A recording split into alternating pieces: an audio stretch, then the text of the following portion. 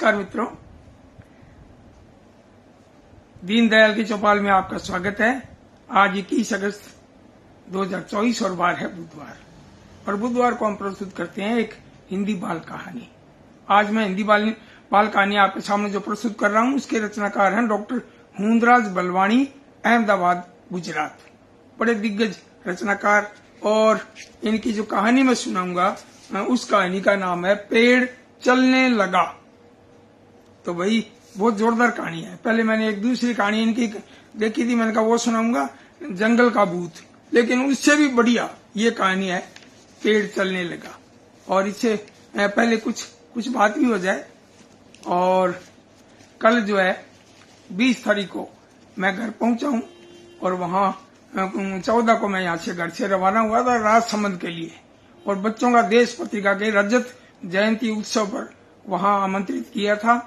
जबरदस्त कार्यक्रम रहा 3 दिन का, 16, 17, 18 अगस्त को। वहां स्कूल में भी गए, बच्चों को भी मतलब ये ऐसी चीजें बताई बाल साहित्य के बारे में। और वहां 3 दिन खूब मित्रों से मिले। 11 राज्यों के 85 बाल साहित्यकार आए थे, जिसमें से लगभग 70-75 को मतलब मैं एक दूसरे से हम परिचित थे, कईयों से मिले हुए नहीं थे लेकिन वैसे परिचित थे। लेकिन फिर भी 70-75 रचनाकार जो हम एक दूसरे को जानते थे, और बड़ा आनंद आया।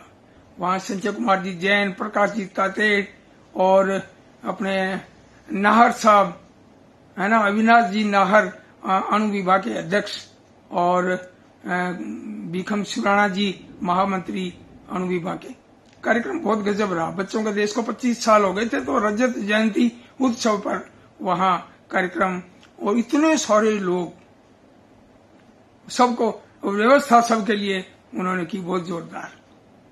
खैर, मैं उनको इस काम के लिए बधाई देता हूं जो इतने बाल साहित्यकारों को देश भर के ऐसे दिग्गज रचनाकारों से मिलवाया, एक दूसरे से मिलवाया। बड़ा सुकून मिला बात करके, सबसे मिलकर।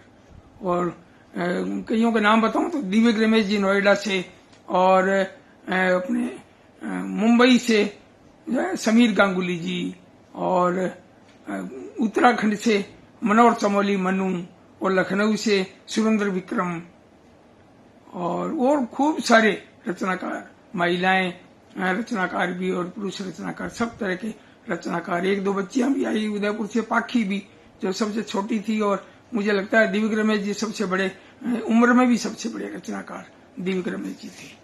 तो और वहां के एक जोधा जो है जोधा गुज्जर, ये मोहन जी के सेवाभावी सक्रिय सामाजिक कार्यकर्ता, वो भी, उनसे भी मुलाकात हुई। और जमकूबाई भी जो सेविका थे, तो उनसे भी मुलाकात हुई। बहुत बढ़िया लगा, कार्यक्रम में आनंद आ गया 3 दिन में। और कल मैं वहां से पहुंचा हूं, और अभी आपके सामने उपस्थित हूं।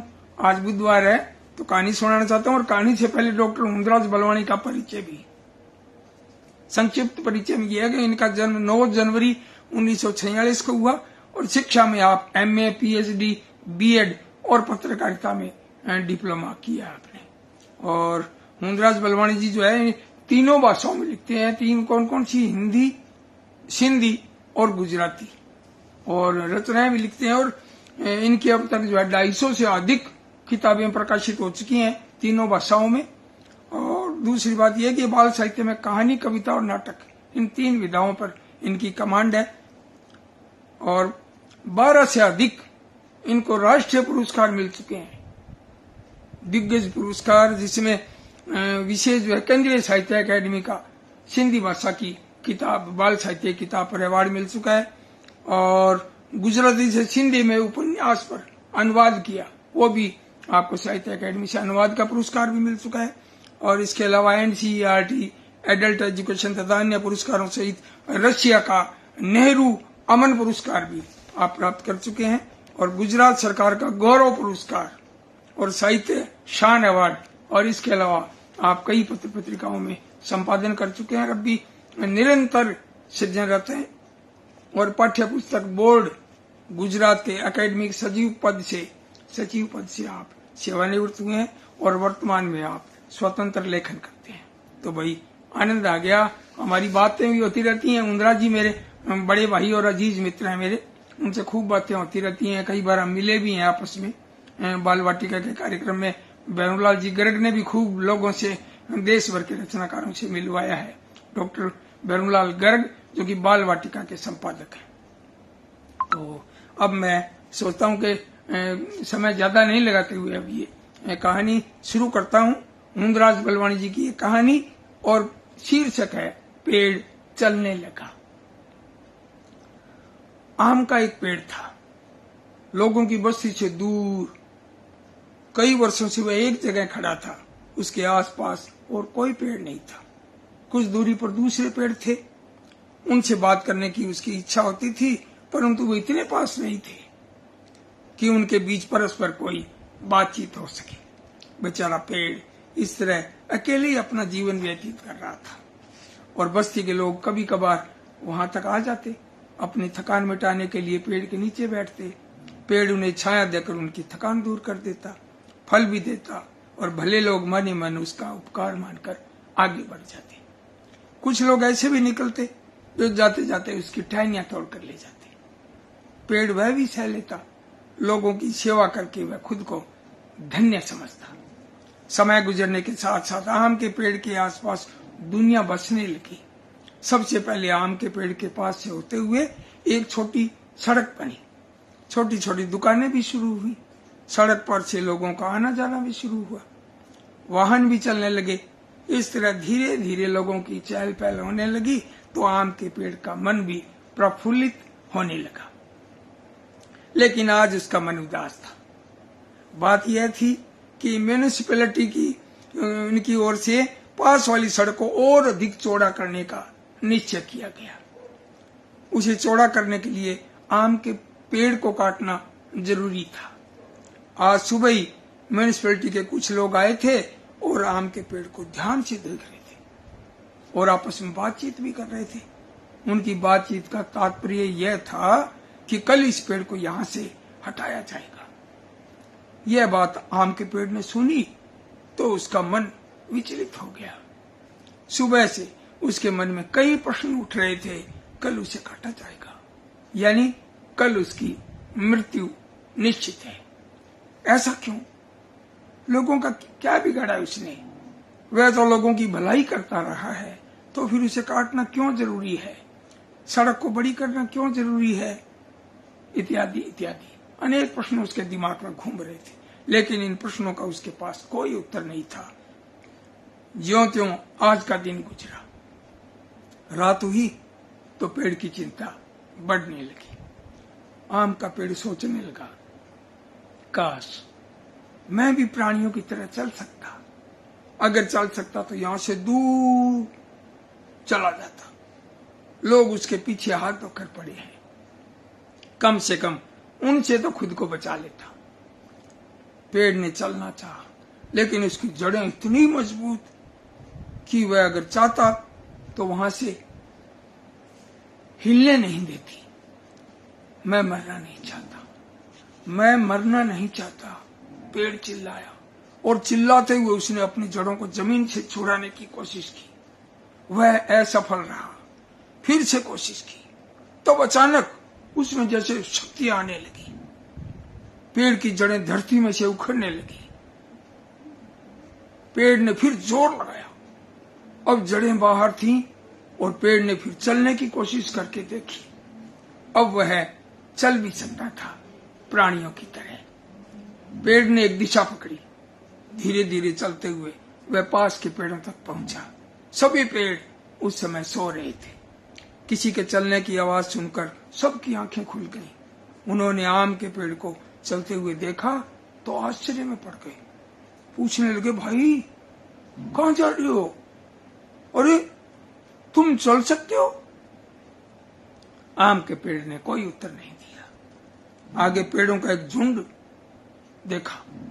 आम का पेड़ वहां से जा रहा था तो वहां के पेड़ों ने भी उससे पूछा, भाई कहां जा रहे हो? किसी बगीचे में अपना स्थान बनाने जा रहे हो क्या? आम के पेड़ ने केवल इतना कहा, मैं किसी बगीचे में नहीं जा रहा। अब आम का पेड़ तेज गति से चलने लगा। रास्ते में दूसरे पेड़ों ने भी उसे चलते देखा तो वे भी अचंभे में पड़ गए। नीम के पेड़ से रहा नहीं गया। उसने पूछा, भाई आम के पेड़, बताओ तुम आखिर चल कैसे रहे हो? पीपल ने पूछा, क्या हम भी तुम्हारी तरह चल सकते हैं? बूढ़े बरगद ने कहा, बेटा जरा हमें भी तो चलना सिखाओ। मैं इतना बूढ़ा हो गया हूं तो भी आज तक मैं एक कदम भी नहीं चल पाया। आम का पेड़ रुका। उसने उत्तर दिया, सुनो भाइयों, आप सब भी मेरी तरह कोशिश करके देखो। सच्चे मन से की गई कोशिश कभी व्यर्थ नहीं जाती। हमें अपनी रक्षा खुद करनी है, नहीं तो स्वार्थी लोग हमें नष्ट करने में कोई कसर नहीं छोड़ेंगे। आम का पेड़ फिर आगे बढ़ा। अब वह एक जगह आकर रुक गया। वहां बहुत सारे पेड़ थे। पेड़ों को देखकर उसे प्रसन्नता हुई। कहने लगा, मुझे यहाँ रहना चाहिए। यहाँ लोगों का आना जाना भी कम है, दूर तक कोई बस्ती भी नहीं है, कोई सड़क भी नहीं दिखती, यहाँ कोई खतरा भी नहीं लगता। मैं यहाँ इन पेड़ों से जी भरकर बातचीत भी कर सकता हूँ। आम के पेड़ ने वहीं अपना ठिकाना बनाने का निश्चय कर लिया। दूसरे दिन म्युनिसिपैलिटी के लोग आम के पेड़ को काटने आए तो मूल जगह पर आम के पेड़ को खड़ा न पाकर अचंभे में पड़ गए। कहाँ चला गया पेड़? क्या बात है, बहुत खूब लिखा है भाई। डॉक्टर मुंदराज बलवानी जी को बहुत बहुत बधाई। गजब, क्यों दिख रहा है चलते हुए पेड़। और वहां सब पेड़ों के बीच में जाकर वहां अपनी जड़ें जमा ली। बहुत बढ़िया। और खास बात जो मुंदराज बलवानी जी ने इसमें जो संदेश देने की जो बात कही है वो बड़ी जोरदार है कि जो आदमी खुद कोशिश करता है, खुद अपनी रक्षा खुद करता है, तो वो कोशिश जो है ना कभी व्यर्थ नहीं जाती। ये बहुत बढ़िया बात है। हमें कोशिश करनी चाहिए। और कहा भी है, एक गीत में भी कहा है कि कोशिश करने वालों की कभी हार नहीं होती। बहुत बढ़िया। कहानी के लिए बहुत बहुत बधाई। और मैं ऐसे मित्रों के कुछ नाम बोल दूं जो जुड़े हैं। कुमार बलवानी जी कह रहे हैं बहुत खूब। तोड़ाराम स्वामी जखमी सूरतगढ़ से। और खुद जुड़े हैं मुंदराज बलवानी जी भी। और बलराम साहू जी सादर वंदन। बिल्कुल। आशा पांडे ओझा उदयपुर से। और यशपाल शर्मा जी भाई नमस्कार। यशपाल जी आज सबसे पहले आए हैं चित्तौड़ के। यशपाल जी शर्मा और तोड़ाराम स्वामी, BR साहू जी और कुमार बलवानी जी और आशा पांडे ओझा जी और जो साथी लोग जुड़े हैं, मुंदराज बलवानी जी आप भी पधारे हैं, बहुत बढ़िया लगा। ऋचा वर्मा वैद आप भी पधारी हैं, आपका बहुत बहुत स्वागत। और ऋचा वर्मा वैद जी को भी बहुत बहुत स्वागत। और कुमार बलवानी जी कह रहे हैं वाह वाह। तोड़ाराम स्वामी जी कह रहे हैं लखदार शानदार। और तोड़ाराम स्वामी कह रहे हैं आपको बहुत बहुत बधाई और साधुवाद। भाई बहुत अच्छा लगा जो साथी जुड़े हैं, जिन्होंने कमेंट किए हैं, बहुत अच्छा लगा। आपका दिल से आभार और धन्यवाद। अब मिलते हैं कल शाम को 5 बजे कुछ बाल कविताओं के साथ। नमस्कार।